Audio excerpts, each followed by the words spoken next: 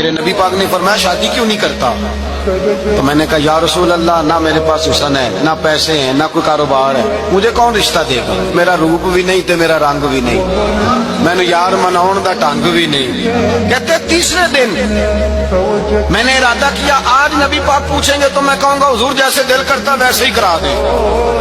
کہتے ہیں تیسرے دن میں گیا، سارا وضو کرا لیا پر نبی پاک نے پوچھا ہی نہیں۔ میں ارادہ کر کے گیا تھا کہ آج پوچھیں گے تو بتا دوں گا، حضور نے پوچھا ہی نہیں۔ فرماتے ہیں وضو مکمل ہو گیا، میں دروازے تک چلا گیا تو مصطفیٰ نے آواز دی، فرمایا واپس پلٹنا۔ میں پلٹا تو حضور نے فرمایا تو شادی کیوں نہیں کرتا؟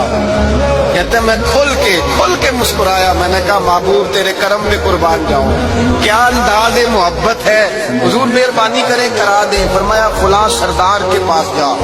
فرماتے میں گیا، ماں باپ کو بڑی فکر ہوتی ہے بیٹیوں کی، وہ کہنے لگا میں شام کو خود نبی پاک کی بارگاہ میں آؤں گا۔